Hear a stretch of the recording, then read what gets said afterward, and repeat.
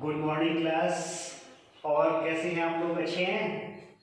चलो अच्छे होंगे। चलें अपने टॉपिक पे।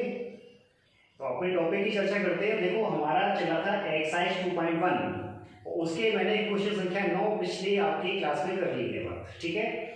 क्वेश्चन संख्या 10 ली है, sine inverse x plus sine inverse y plus sine inverse z is equal to pi हो तो आपको सिद्ध करना है x under 1 minus x square plus y under 1 minus y square plus z under 1 minus z square is equal to 2xyz।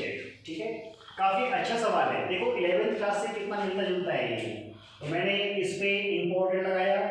और important इस मायने में है कि 11th क्लास के गुणधर्म का यूज करेगा, इस मायने में नहीं है कि आपके बोर्ड एग्जाम में आ जाएगी। ठीक है, तो सबसे पहले काम है कि आप इनको सपोज कर लीजिए तीनों को। सर्वसधि का माना कि याद रखो प्रारंभ में जो मानते हैं ना मैथ में वापस रिटर्न करना पड़ता है। ठीक है, साइन इनवर्स एक्स को आपने ए मान लिया, साइन इनवर्स वाई को आपने बी मान लिया और साइन इनवर्स जेड को आपने सी मान लिया। यहां से x इक्वल टू क्या होगा? Sine A, y equal to क्या होगा? साइन बी और z इक्वल टू क्या होगा? साइन सी होगा। अब ये वैल्यू हम सब कुछ यहां पुट करेंगे, ठीक है ना। कहां पुट करेंगे? इसकी LHS में करेंगे। तो LHS में पुट करें। LHS लिया तो x under 1 minus x square, चलो मैं एक बार तो LHS लिखता हूं, plus y under 1 minus y square plus z under 1 minus z square है। ठीक है, तो चलो x की वैल्यू क्या हमारे पास है? साइन ए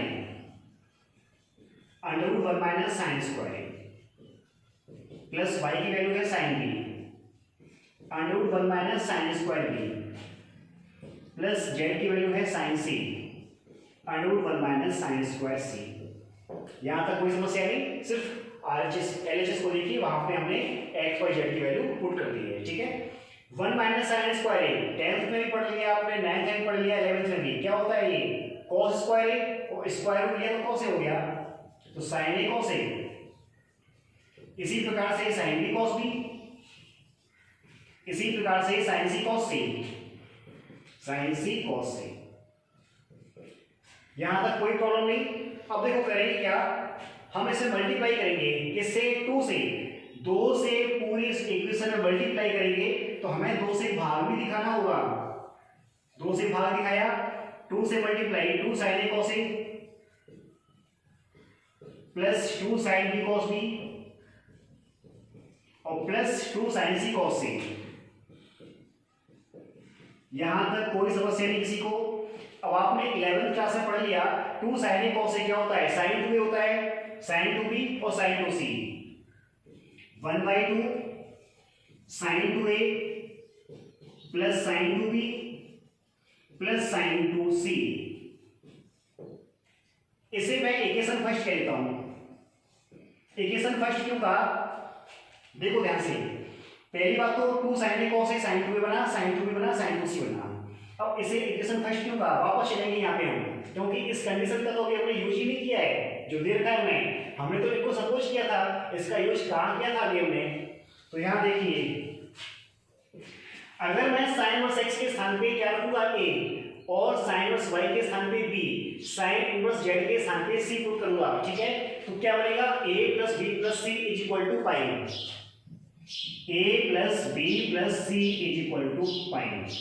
तो याद करें, यदि a plus b plus c is equal to pi हो तो sin 2a plus sin 2b plus sin 2c is equal to 4 sin a sin b sin c। क्या ये फॉर्मूला आपने 11th क्लास में पढ़ा? चलो याद नहीं होगा, मैं बता देगा कहां पढ़ा है आपने। ये आपको फॉर्मूला में तो नहीं पढ़ा, लेकिन याद करो कि जो आपका तीसरा चैप्टर था 3.2 एक्सरसाइज थी, उसमें ये प्रूफ करने को दिया था, जबकि ये फार्मूला है। ठीक है, वहां चाहे तो आप चेक कर सकते हैं इसको। याद रख लो, sin 2a plus sin 2b plus sin 2c is equal to 4 sin a sin b sin c होता है यदि आपको a plus b plus c equal to pi दिया हो। अब ये वैल्यू मैं यहाँ पुट करूंगा कहाँ पे, इक्वेशन फर्स्ट में, तो पुट इन इक्वेशन फर्स्ट, तो क्या आएगा is equal to 1/2 sine 2a plus sine 2b plus sine 2c के स्थान पे क्या लिखोगे आप 4 sin a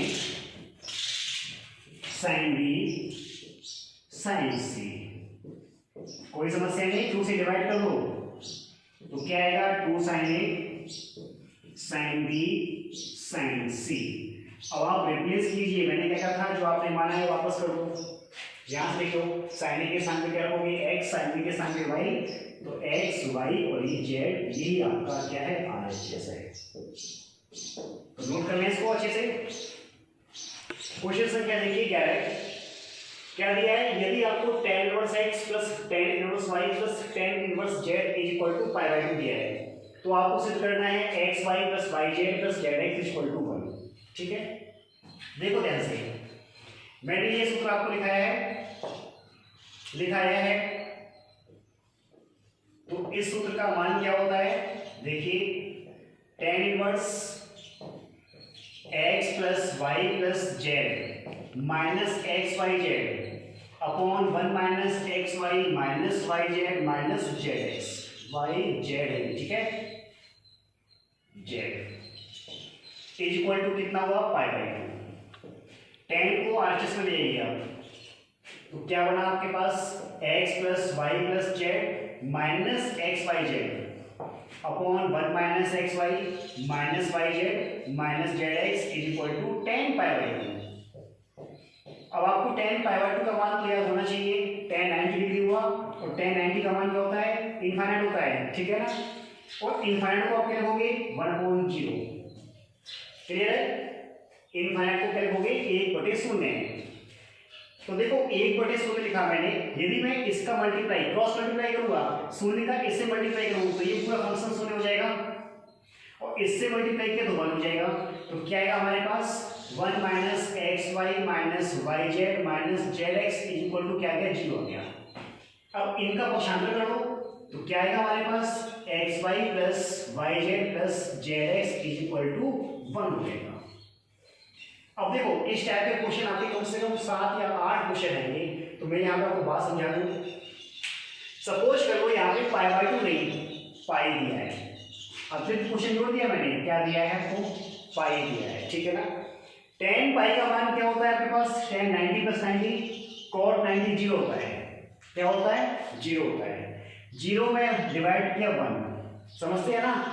अगर π/2 ना देके पाई दिया है तो tan पाई का मान कितना हो जाएगा 0, tan पाई लिखता हूं मैं यहाँ पे tan पाई, क्रॉस मल्टीप्लाई करेंगे, एक का मल्टीप्लाई करेंगे इस फंक्शन से, तो x plus y plus z minus का एक्स वाई जेड बनेगा, लिख देता हूं पूरा, लिख देता हूं x plus y plus z minus x y z upon 1 minus x y minus y z minus z x. क्या दिया था tan पाई का मान 0 अपॉन 1 किया, क्रॉस मल्टीप्लाई, तो इसका मल्टीप्लाई जब आप 0 से करोगे तो ये तो फंक्शन 0 हो जाएगा, इसका 1 से मल्टीप्लाई 1, तो आपका फंक्शन ये रहेगा, क्या रहेगा x plus y plus z minus के x y z is equal to 0। पक्षांतर कर दो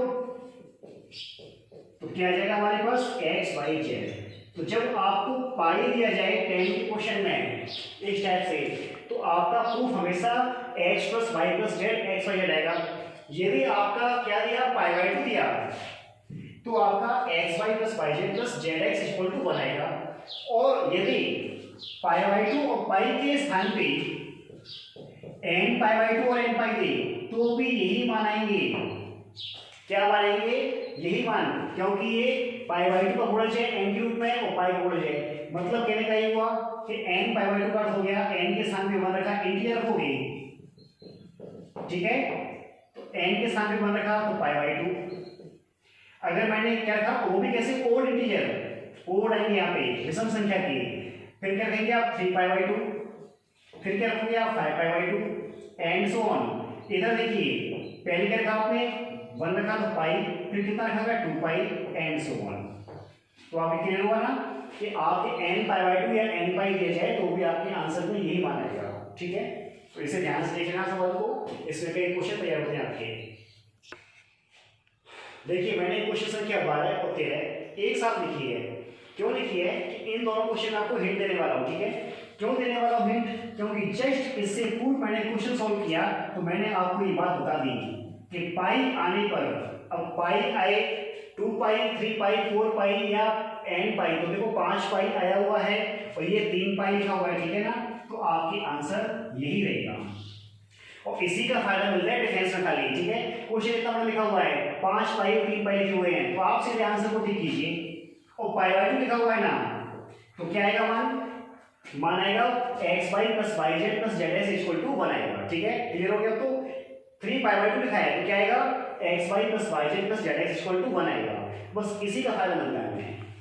अब देखो इधर आओ कि आपने ये सूत्र पढ़ा क्या, बिल्कुल पढ़ा है, sin inverse 2x upon 1 plus x square किसके होता है इक्वल में 2 tan इनवर्स x के, बताया हुआ है, प्लस 1/2 cos में फॉर्मूला किसका होता है 2 tan इनवर्स y के, प्लस यहां पे कितना लिखा है 1/3 लिखा है, ये किसके बराबर हो गया हमारे पास 3 tan इनवर्स z के। आज मैंने पिछली क्लास में मैंने तीनों फार्मूले आपको बताए हुए हैं, ठीक है ना। अब देखो 3 3 कैंसिल हुआ, 2 2 कैंसिल हुआ, 2 2 कैंसिल हुआ, तो हमारे पास क्या बना सवाल tan inverse x plus tan inverse y और plus tan inverse z। Implies लगा देता हूं क्योंकि इक्वल चल रहा है, हमारे पास कितना दिया है 5 पाई, इज इक्वल टू कितना है 5 पाई। अब आपके लिए होमवर्क बन गया नहीं बन गया कि tan inverse x plus tan inverse y plus tan inverse z का सूत्र लगाएंगे, 5 पाई है। वही बात है कि आप 0/1/0 कर दोगे, क्रॉस मल्टीप्लाई करोगे तो वो कंडीशन आपकी प्रूफ हो जाएगी, ठीक है। इसके जस्ट पहले वाले सवाल में मैंने यही हल किया था। अब इसको देख लो, प्रतिस्थापन के रूल बताए हुए मैंने आज, तो यहां पे पुट करोगे क्या x equal to tan theta, या ऐसे कह लो x इक्वल टू आपने tan अल्फा पुट किया, ठीक है ना। यहां पे y equal to tan beta put किया और यहाँ पे पुट करने की आवश्यकता नहीं है, मैंने पिछली क्लास में ये सिद्ध करवाया था कि tan inverse cot inverse 1/z को क्या लिखा जाएगा tan इनवर्स z लिखा जाएगा, ठीक है ना। तो देखो x equal to tan alpha put करें तो 1 plus tan square alpha sec inverse 1 plus tan square alpha square root के अंदर से sec अल्फा बनकर आ जाएगा, क्योंकि 1 प्लस tan स्क्वायर अल्फा क्या होता है sec स्क्वायर अल्फा, उसका स्क्वायर रूट लिया sec alpha, plus cosec inverse 1 plus tan square beta क्या होता है, तो ये sec बीटा बनेगा अपॉन यहां पे पुट करना है आपको tan बीटा, ठीक है। प्लस ये तो आपका बन गया tan इनवर्स z और ये क्या दिया आपको 3 पाई दिया है, कैंसिल अल्फा आएगा। यहां देखिए कोसेक इनवर्स sec बीटा को लिखा 1 cos बीटा और tan बीटा को लिखा sin beta upon cos beta. अब इसमें cos बीटा कैंसिल हो जाएंगे, plus tan inverse z is equal to कितना है 3 पाई, ठीक है ना। अब देखो अल्फा की वैल्यू रिप्लेस कीजिए, अल्फा क्या हुआ tan इनवर्स x हुआ, यहां लिखा हूं देखना ध्यान से, अल्फा क्या हुआ tan इनवर्स x हुआ, plus 1 sin beta, cosec beta होता है कोसेक इनवर्स से कोसेक बीटा, तो क्या बचेगा बीटा, और बीटा की वैल्यू क्या है हमारे पास tan इनवर्स y, तो अगला स्टेप tan इनवर्स z है, इज इक्वल टू कितना दिया आपको 3 पाई। अब देखो सेम सवाल बन गया, मैंने कहा पाई हो 2 पाई हो 3 पाई हो, तो आपके पास क्या आंसर आएगा x plus y plus z is equal to x y z. सीधे आंसर मत लिखना, सीधे पहले सूत्र लगाना है, कौन सा तीनों का योग का tan inverse x plus y plus z minus x y z upon 1 minus x y minus y z minus z x, तो आपका ये सोल्यूशन आएगा, ठीक है। नोट कर लें। क्वेश्चन संख्या देखिए 14, प्रूफ करने वाला सवाल है, सभी सिद्ध करने वाले चल रहे हैं। tan inverse x plus cot inverse x plus 1 और आपको ये RHS हल करनी है। तो क्या आपने ऐसा कोई सूत्र पढ़ा है कि tan inverse x plus cot inverse y, नहीं पढ़ाना, तो इस cot को भी हम tan में कन्वर्ट करेंगे, ठीक है ना। तो पहले लिया मैंने RHS tan inverse x plus इसको लिखा मैंने tan इनवर्स 1/x प्लस 1 सभी को मालूम पड़ गया होगा। देखो जब तक आप लोग इस सेकंड चैप्टर के फार्मूले याद नहीं करोगे तब तक आपके क्वेश्चन क्लियर नहीं होंगे, ठीक है ना।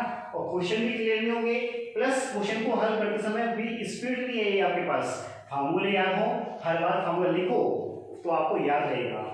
अब मैंने आज बताया था कि tan inverse 1/x cot inverse x होता है या फिर cot inverse 1/x tan inverse x होता है, ठीक है ना।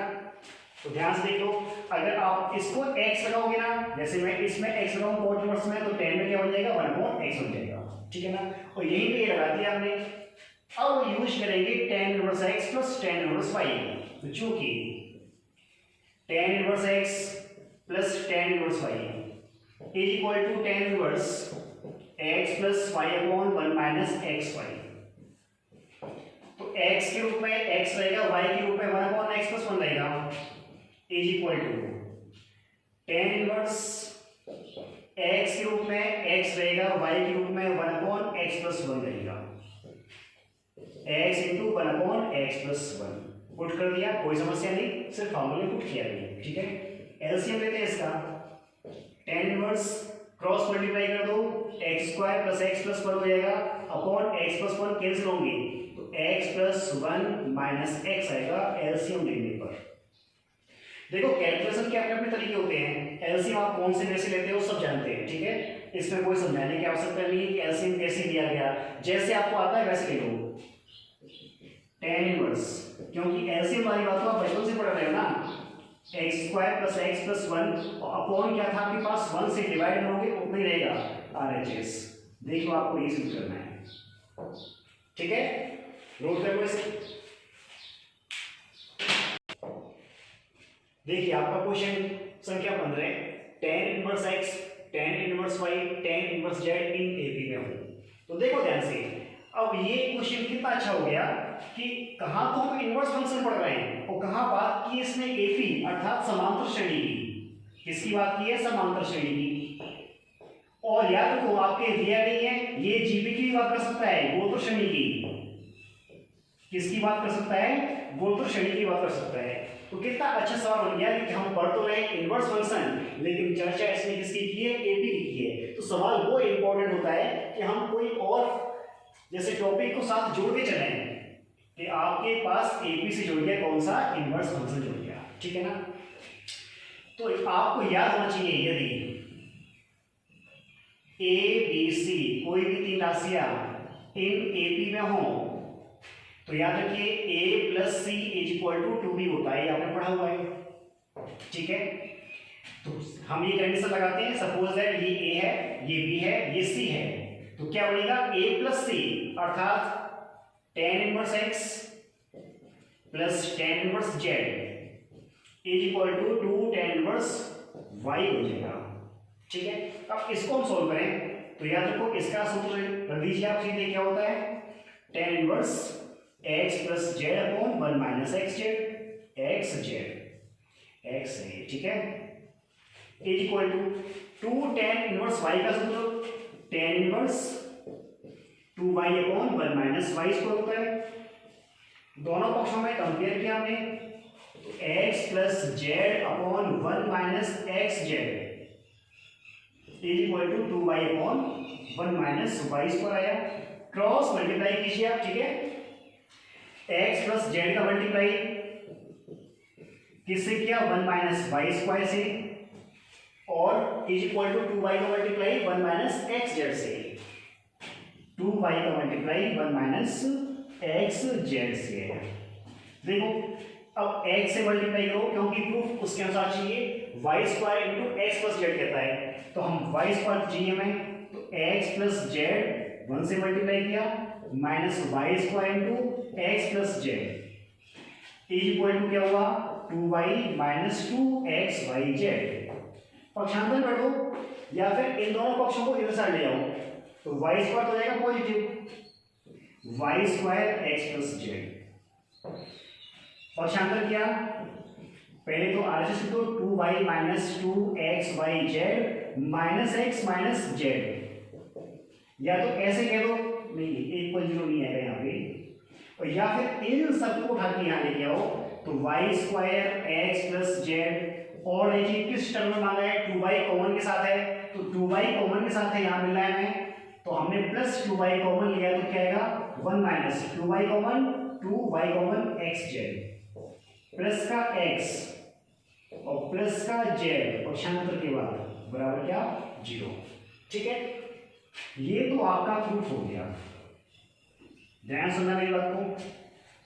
क्या कहा था इसने, यदि तीन tan inverse x, tan inverse y, tan inverse z इन AB में हो तो आपका ये सलूशन आएगा। ठीक है, अगर बात की जाए इसी क्वेश्चन में कि tan इनवर्स x और tan इनवर्स y और tan इनवर्स z AP और GP दोनों में ही हो, किसमें हो, AP और GP समझते हो ना, गुणोत्तर श्रेणी। और गुणोत्तर श्रेणी का रूल क्या होता है, यदि आपकी तीन राशियां ABC इन GP में हो तो कंडीशन होती है b square equal to AC। अगर AP और GP दोनों में हो तो उस अवस्था में x equal to y equal to क्या रहेगा, z रहता है। ठीक है ना, नोट करना है इस वर्ड को ध्यान से। क्वेश्चन संख्या 16 है। 16 से पहले जरा एक बार को 15 को फिर से ध्यान से देखते हैं। यहाँ पे कुछ पक्षांतर में हुआ है, देखो मैंने पक्षांतर किया, वापस देख लो। ठीक है ना, x प्लस जेड का ये मल्टीप्लाई तो पूरा है, ये मल्टीप्लाई भी यहाँ पे क्लियर हो गया होगा सबके। जब मैंने पक्षांतर किया ना तो ये माइनस का चिन्ह यहाँ रह गया है, तो ध्यान से देखना पक्षांतर करते समय मैं यहाँ माइनस अवश्य लगा लें। अब इस माइनस के बाद इसका पक्षांतर करेंगे तो आपका पूरी कंडीशन प्लस की हो जाएगी। तो ये एक माइनस का रह गया था, तो ध्यान से देखना, इसको माइनस कर देना है। ठीक है ना, अब माइनस का चिन्ह ध्यान से देखना। ठीक है, कि माइनस का चिन्ह था आपके पास, माइनस का चिन्ह था। अच्छा, दूसरा देखिए आप ध्यान से कि यहाँ पे आपके पास जब पक्षांतर यहाँ से मैंने इधर साइड किया तो ये तो पॉजिटिव बन गया। ठीक है, 2y कॉमन ले लिया, लेकिन माइनस एक्स माइनस जेड है तो यहाँ पे प्लस का चिन्ह नहीं आगे क्या आएगा, माइनस एक्स और माइनस जेड। तो पक्षांतर हुआ है, थोड़ा सा माइनस प्लस का चिन्ह का ध्यान आप लोग भी रखते हैं। ठीक है ना, अब आप देखिए अपना क्वेश्चन संख्या 16 पर। अच्छा सवाल है ये भी। अब देखो ये कहां से लिंक हुआ कि आपने 11th क्लास में तो पढ़ लिया है द्विघात समीकरण, आपका तीन घात का समीकरण तो है ही नहीं है, सॉरी 10th क्लास में, और 11th क्लास में तो क्वाड्रेटिक इक्वेशन तो है ही नहीं आपके, और फिर तीन घात के समीकरण की इसने बात की है। तो याद रखो कि ये भी तीन घात का समीकरण आपको बीएससी फर्स्ट ईयर में मिलेगा एक टॉपिक। ठीक है ना, तो वहां से उठाया हुआ सवाल का कुछ पार्ट और कुछ पार्ट आपके 12th क्लास का हो गया। तो कितना अच्छा सवाल का मिश्रण है सवाल में। तीन त्रिघातीय समीकरण आपकी ना तो 10th में है, ना 11th में है, ना 12th में है, सीधे कहाँ मिलेगा जाके आपको, बीएससी फर्स्ट ईयर मिलेगा। ठीक है, बीएससी फर्स्ट ईयर में आपको मिलेगा समीकरण सिद्धांत के नाम से ही चलती है, उसमें आपका पहला ही चैप्टर ऐसा है। तो याद रखिए कि x q plus p x square plus q x plus p is equal to 0 के मूल अल्फा बीटा गामा हो। तीन घात का समीकरण है तो इसके मूल भी तीन ही होंगे, दो घात का समीकरण तो मूल दो होंगे, एन घात का समीकरण तो मूल एन होंगे। ठीक है, तो याद रखो इसके मूलों का योग, मूलों का योग, और इसके मूल हैं क्या, अल्फा बीटा और गामा। जैसे द्विघात समीकरण में करते हो ना कि माइनस एक्स अब एक्स के गुणांक बटे एक्स पर गुणांक, इसी प्रकार से यहां पर भी करना है क्या, माइनस एक्स स्क्वायर का गुणांक अपॉन एक्स क्यूब का गुणांक। ध्यान से देखो माइनस का चिन्ह, एक्स स्क्वायर का गुणांक कितना है p और एक्स का गुणांक है 1, तो कितना आएगा p आ जाएगा माइनस का। ठीक है, मूलों का योग हो गया, मूलों का गुणनफल, गुणनफल alpha beta gamma is equal to, देखो जैसे गुणनफल में क्या लोगे आप, जैसे क्या लिया अचर पद, अचर पद अपॉन एक्स क्यूब का गुणांक।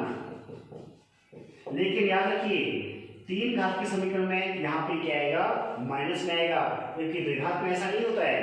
तो क्या आएगा हमारे पास, माइनस पी बटे एक माइनस का पी हो गया। ठीक है ना, एक मान और ले लेते हैं, देखो तीन मान होते हैं, एक तो मूलों का योग हो गया, मूलों का गुणनफल हो गया, और साथ में दो मूलों के गुणनफल का योग। ठीक है, वो क्या होता है, दो मूल alpha beta plus beta gamma plus gamma alpha. ठीक है ना, ये होता है किस बराबर x का गुणांक, यहां मिलता है x का गुणांक वो भी पॉजिटिव, ठीक है ना, अपॉन x क्यूब का गुणांक। x का गुणांक कितना आपके पास है, क्यूब अपॉन 1, तो क्या आएगा, क्यूब आ जाएगा। ये हमने तीन मान लिए। अब देखो tan inverse alpha beta gamma इसकी LHS लेते हैं, यहां आ जाएगा, ध्यान से देखो, tan inverse alpha plus tan inverse beta plus tan inverse gamma is equal to क्या होगा सूत्र, tan inverse alpha plus beta plus gamma minus alpha beta gamma upon 1 minus alpha beta minus beta gamma minus gamma alpha. ठीक है, आगे यहां देख लीजिए, tan inverse, ध्यान से देखना, alpha plus beta plus gamma की वैल्यू क्या आपके पास है, minus b, minus alpha beta gamma की वैल्यू क्या आपके पास, माइनस पी, तो माइनस माइनस क्या बन गया, plus p upon 1 minus common ले लेते हो, सभी पॉजिटिव हो जाएंगे, तो alpha beta plus beta gamma plus gamma alpha की वैल्यू क्या आपके पास, क्यू, ये कट किया मैंने, तो tan इनवर्स क्या बन गया, 0, और tan इनवर्स 0 को मैंने क्या बताया हुआ है कि मान आपके पास क्या होता है, पाई का को n के कोफिशिएंट में होता है कि n पाई या तो 1 पाई आ सकता है या 2 पाई आ सकता है या 3 पाई या फिर n पाई। इस टाइप के सवाल आज काफी हुए ना, तो क्या हो गया इसका आंसर, n पाई। एक आंसर तो ये हुआ, एक बात और पूछी है, क्या पूछा है उसने, ध्यान सुनना, उसने ये पूछा है कि tan inverse alpha plus tan inverse beta plus tan inverse gamma equal to n pi सिद्ध करना है। वह विशेष परिस्थिति बताइए जिसमें ऐसा नहीं होता है, कैसा नहीं होता है कि इनका योग n पाई नहीं आता है, ये आपसे पूछा है। अब विचार करो ऐसा क्या होना चाहिए, अगर आप क्लास में शामिल होते ना तो जरूर मैं आपसे पूछता हूं, बोलो क्या होना चाहिए।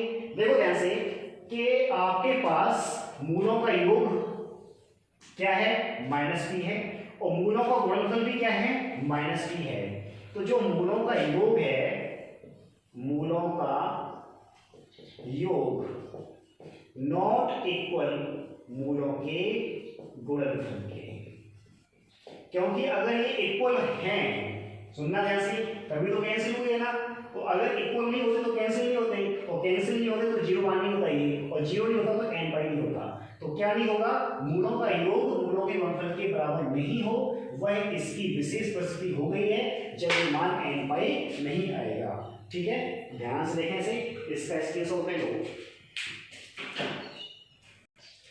क्वेश्चन संख्या 17, देखो यहां से जो आपको प्रश्न मिलेंगे अब आपको सिद्ध करने के लिए नहीं है, ठीक है ना, ध्यान से बुक में लिखेंगे। तो उन्होंने ऐसा कहा है कि निम्न अब समीकरण को हल कीजिए। हल करने का अर्थ है कि आपको x की वैल्यू फाइंड करनी है, किसकी, x की वैल्यू। अब सिद्ध करने का सवाल नहीं है, ठीक है। तो अब हम दोनों पक्षों को सॉल्व करके ले जाएंगे। कैसे करना है, ध्यान से देखो। क्या sec inverse x upon a को मैं लिख सकता हूं cos inverse a upon x, लिख सकता हूं क्या, बताया हुआ है sec inverse x is equal to cos inverse 1 upon x होता है, ठीक है। इसी प्रकार से सभी चेंज कर दीजिए आप, cos inverse b upon x, इधर भी चेंज किया cos इनवर्स 1 अपॉन b और cos इनवर्स 1 अपॉन a, कोई प्रॉब्लम नहीं। अब दोनों पक्ष कैसे व्यवस्थित करोगे कि a एक साइड रहे और b दूसरी साइड रहे, ठीक है ना। तो क्या लिखा मैंने, ध्यान से लिखना, cos inverse b upon x, sorry a upon x है, a अपॉन x, उस cos इनवर्स 1 अपॉन a का पक्षांतर किया तो plus cos inverse 1 upon a, ठीक है।